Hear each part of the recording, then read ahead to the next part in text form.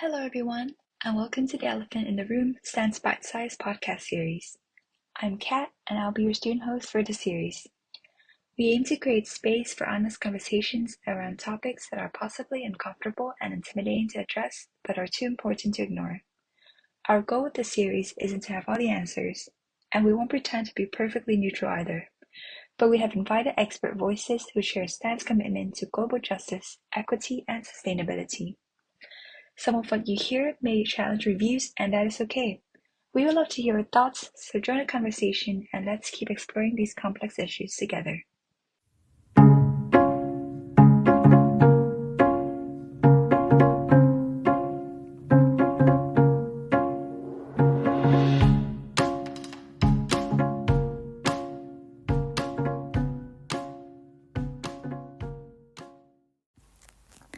In this episode, we're tackling one of the most complex and polarizing issues of our time, what's happening in the Middle East. From escalating tensions in Israel and Palestine to ripple effects across places like Lebanon, Yemen, and Iran, the region feels more unstable than ever. We're joined by Dr. Vincent Durac, a Middle East politics expert, to explore how we can approach these conversations constructively, what actions international communities can take, and how students can stay informed without feeling overwhelmed. If you've been struggling to make sense of the headlines, or even wondering how to talk about this with friends and family, this is the episode for you. So I'm sure maybe we should start off. So I'm sure most people have some knowledge of what is happening in the Middle East, but perhaps you could give us a very quick update on what is happening at the moment. So where are we now? Where we're at the moment is really a landscape in the Middle East, a political landscape that is utterly unrecognisable from little more than a year ago. You know, if you went back to August of 2023, the situation across the region seemed to be relatively settled. That's not to say, you know, that there wasn't a great deal of political problems and oppression and so on and so forth. And certainly the question of Palestine and Israel-Palestine had largely disappeared from political discussions. In fact, all of the focus was on the likelihood of some grand deal between the US, Israel and Saudi Arabia that would signal a new sort of set of arrangements in the region. And indeed, the possibility of that rapprochement between Saudi Arabia and Israel was one of the motivations for the, it has to be said, horrific Hamas-led attacks on South Israel on October 7 of last year.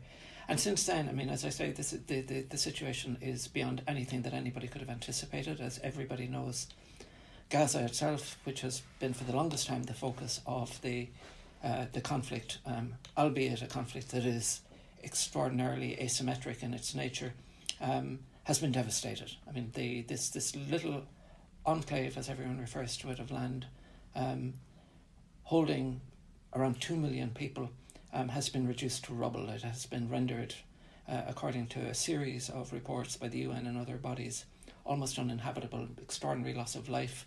And in addition, then, we're talking about a situation where there's very little sign of any impetus to bring all of this to a conclusion, and maybe we can come back to that. It's not, of course, just Gaza that we're talking about, because now the conflict has moved to Lebanon, with, again, calamitous loss of life, and again, extraordinarily destabilising for a country that has known very little by way of political stability over the course of its independent existence. So you have all of these knock-on effects, and then you have regional impacts. You have the ways in which Hezbollah, albeit now very, very significantly weakened by successive Israeli assaults in Lebanon, the ways Hezbollah have been drawn into the conflict, the Houthis in Yemen, who have been busy, targeting shipping in the Red Sea and occasionally attempting to direct missiles to Israel itself, and of course the role of Iran, with all of the uncertainty around how Iran will respond to the most recent Israeli attack on its territory. All of this makes the Middle East far more unstable and unpredictable than it has been, and God knows it has been an unpredictable and unstable region for for a long, long time. So thank you, Dr. Durac, for a very kind of quick summary of just where we're at right now. So I'll probably just move on to the next question. Just students, but also many other are campaigning throughout the government to take action. And so what actions do you think international community realistically take to curb violence and promote peace? And are there measures that have been successful in other conflicts that can be applied here? Again, an absolutely enormous question. I mean, the international community could, in an ideal world, which is not the world we live in, simply insist on the adherence to international law by all parties to the conflict. It's not going to happen, obviously, for reasons we can talk about. But that alone would act as an effective constraint on all sides, but particularly on what many see as the largely unconstrained violence which is being perpetrated by the State of Israel in Gaza and in Lebanon and indeed elsewhere.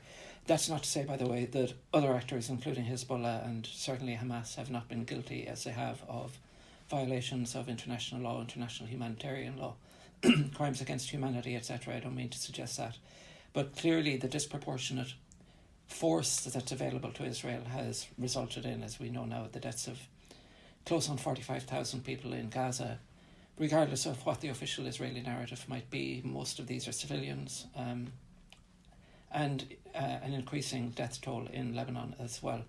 And an insistence on adherence to the norms of international law, international humanitarian law, the Geneva Conventions would in and of themselves, or adherence to all of this in and of itself, would transform the situation. But of course we don't live in that world. We live in a world that is governed by realpolitik, by the ultimate insistence on the part of various actors external to the region as well as within the region on asserting their predominant interests, and those predominant interests rarely align with what we might expect from a rule-bound international society. So the situation there is quite bleak. I mean, we have never been arguably, we've never in the post-World War II era seen international law flouted so flagrantly as we do at the moment. In terms of lessons from other conflicts and how they were resolved, I mean, for the longest time, people have looked at Israel-Palestine in terms of what might be applied or what might be learned from other conflict situations. Two of the most obvious ones are Northern Ireland and South Africa, apartheid South Africa, and its transition to multi-party democracy. The difficulty, of course, is that these analogies break down really quickly. And as everybody knows, in terms of conflict resolution, you need a number of things to come together more or less at the same time, not necessarily simultaneously, but you need certain dynamics at work. You need, for starters, a willingness on the part of all sides to the conflict to sit down and negotiate. I mean, that's the sine qua non. If there isn't a willingness to talk to one another, then you don't have a possibility for a negotiated settlement at any rate. An imposed settlement, of course, can take all sorts of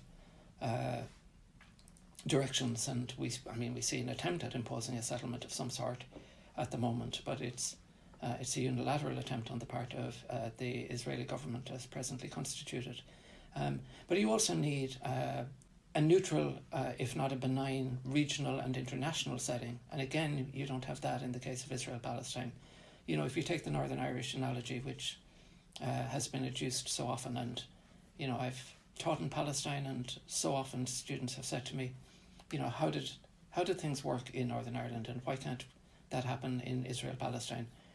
Conversations in happier times, it has to be said. And, rather sadly, I have to point out that by the time negotiations were taking place, and I'm no expert on this, on the Good Friday Belfast Agreement, you had mutual exhaustion in terms of a lot of the parties to the conflict in Northern Ireland, a willingness to accept that things could not continue the way they were. You had a British government that for decades had declared that it no longer had an economic or strategic interest in the status quo in Northern Ireland and was simply willing to go along with whatever a majority of the population would support in terms of both settlement of the conflict and in terms of the future structure of political life.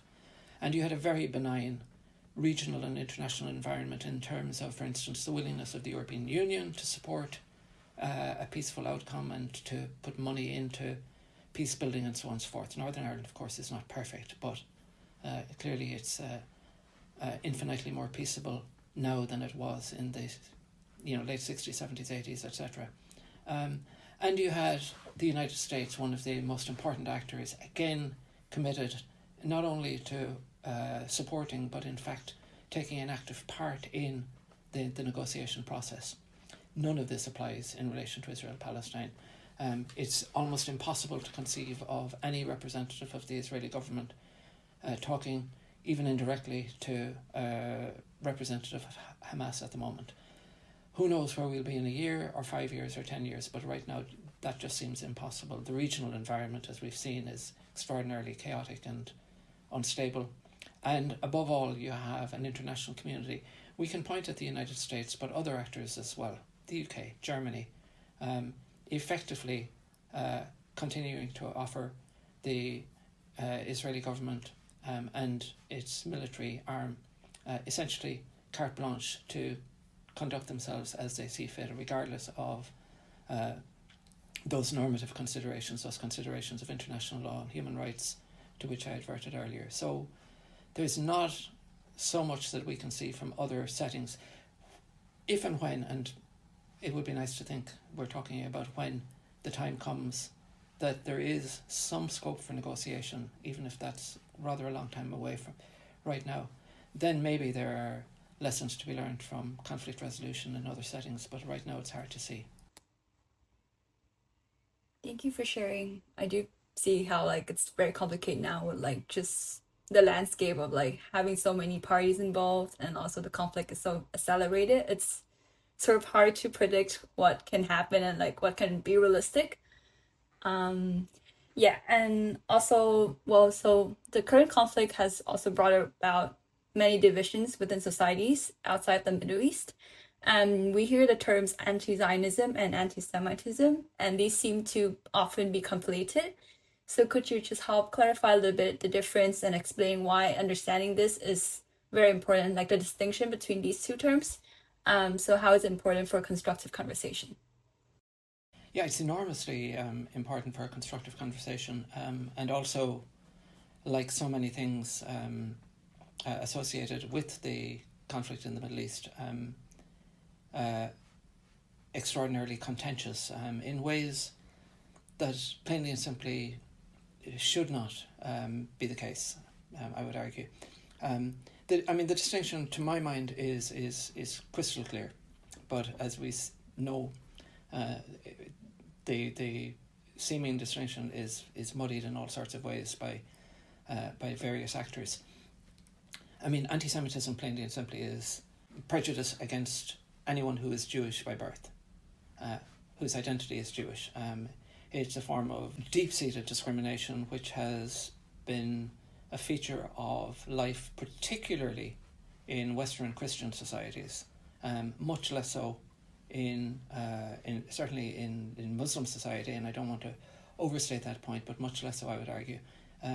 But a very, very serious, long-standing feature of life in the West, the Christian West, arising, of course, from the complex relationship between Christianity, particularly in its early centuries, and Judaism. So anti-Semitism is a form of discrimination that is akin to racism and so on and so forth.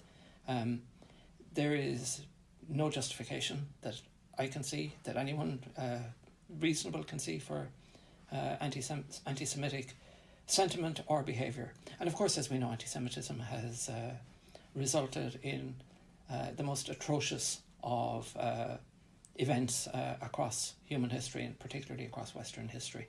You can go as far back as you want, but of course the culmination of this was the Nazi genocide in the course of World War II. But you can look at other instances. You can look at rampant anti-Semitism in Tsarist Russia, in Eastern Europe, and so on and so forth, over the years and over the centuries. You can look at less violent but nonetheless consistent anti-Semitism in the form of ghettoization of Jewish populations across Europe for centuries, and so on and so forth. And discrimination in all sorts of ways in terms of professions open to Jews and so on and so forth.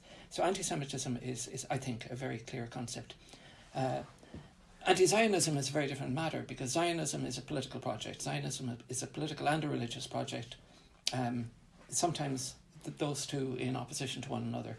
But whether from a religious perspective or a political perspective, a secular political perspective, Zionism essentially posits that Jews should have a homeland, a state, and that state should be in Palestine, regardless of the fact that, for most Zionists at least, regardless of the fact that Palestine was the land that was inhabited almost overwhelmingly by Palestinian Arabs of Christian and Muslim background at the time of the 20th century wave of immigrations that fundamentally reshaped the landscape and led to the establishment of the State of Israel today.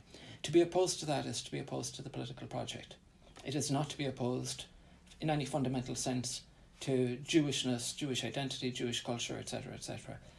The weaponization of anti-Zionism, of course, is what we see in what many talk about now as the new anti-Semitism, which essentially suggests that to criticise the State of Israel, to criticise Zionism, is to be anti-Semitic ipso facto.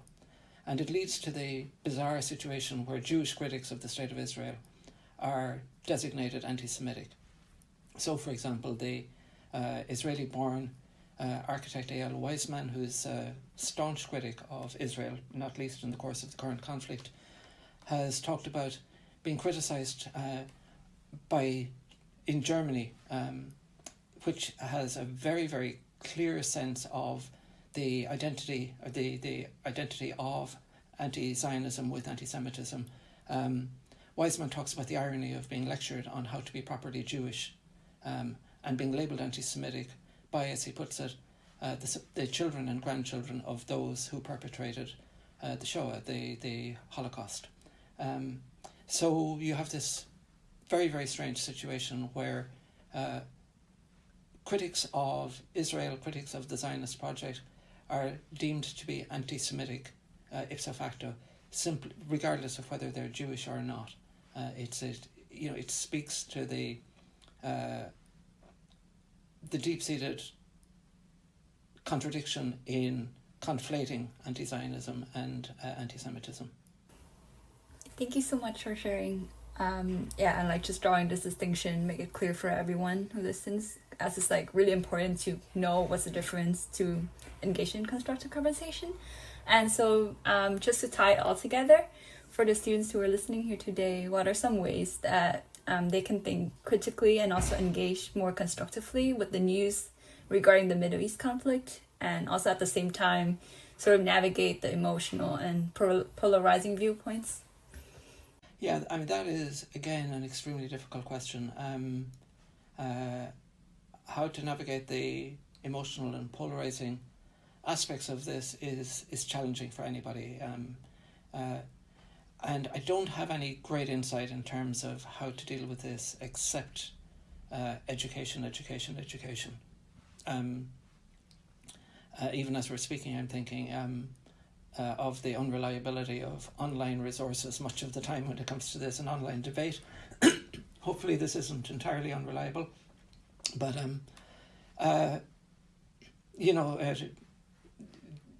the quality of the discussion that you find quite often online is really, really limited and feeds that polarization, that black and white sort of analysis that's very comforting. I don't mean to be too banal in saying that, notwithstanding the very clear sense in which, some things are right, some things are legal, some things are wrong, some things are not legal, whether we make any effort to enforce the law, the international laws I've been talking about earlier. But nonetheless, this is a complex situation, and there are a lot of perspectives, there are a lot of voices. There's very little way out if you want truly to understand what's going on in the Middle East from doing some work. there are no shortcuts. If you really, really want to understand, you need to read, you need to educate yourself. And I don't mean, maybe this is the, elderly academic in me, but this isn't about a YouTube video or a tutorial. This isn't about, there's a place for all of this. This isn't certainly about a 3-minute or whatever it is, TikTok contribution on the subject. It's certainly not about, the toxic debates that you'll find on some social media. It's about the old-fashioned work of sitting down and reading, educating yourself, and ideally being alert to the fact that others will disagree with you, and it's important to engage with, up to a point, other perspectives on these extraordinarily complex and contentious issues. Thank you so much for sharing, Dr. Durac. So one question, I think it sort of just links to the last question of navigating the difficult conversations around this. So they just asked if you can elaborate a little bit more on how to navigate this difficult dialogues around this topic. If we're talking about navigating dialogue, then the whole point of dialogue is that there are two voices. But again, I'm reluctant to tell anybody really how to conduct themselves, save to make the obvious point that, as my children were told an awfully long time ago in baby school, they've 2 ears for a reason. You should be listening as well as speaking. But inform yourself. As I say, inform yourself in a rounded way, rather than simply looking to vindicate whatever position you've already arrived at. I suspect most people, interested in this discussion, have a particular perspective on the conflict, and there's nothing wrong with that. But it is important to dig more deeply. There's so much going on in the world. There's so much that we to which we have to pay attention. There are so many demands on people's time. It's not easy, but nonetheless, it's work. So I think you really emphasize a lot on just being curious to knowledge and just educating yourself, while also open to. Yeah, there's a huge amount of material out there. Of course, Google is your enemy. There's a lot of great stuff. There are old-fashioned technologies in the form of books. There are some wonderful works that try to bring together competing perspectives. I'm not suggesting for a second that there's a competing perspective that justifies the use of aerial power to bombard civilians, because there simply isn't. But if you're looking to understand the broader context within which everything is happening, then it is necessary to explore history, politics, culture, religion to a deeper level than is possible in a simple superficial conversation online, or as I've said already, it sounds like I hate the internet. Obviously I don't, but work needs to be done, as I keep repeating. So are there any action items you would recommend regarding supporting marginalized communities to promote peace and create inclusive conversations? Holy moly. All marginalized communities, I'm honestly not sure I can answer that question.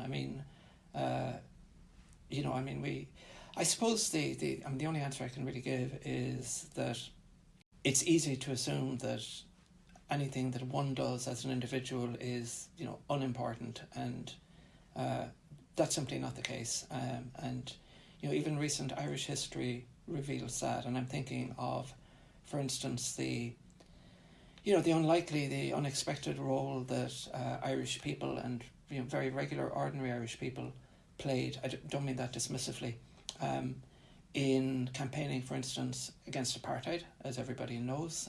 Famously the Dunstore strikers, but more besides, much more besides. The role, quite often forgotten now, but the role that a relatively small group, but influential group of Irish people played in supporting the campaign for East Timorese independence. Now, Ireland has a very honourable position, I think, despite some critics, on Palestine and Palestinian issues. I'm not a politician, and this is not my role, but it's easy to underestimate the potential for change that individuals have when individuals come together. Thank you so much again, to Dr. Durac for your insight on the topic, and also, just having a very educational, informative, very short session.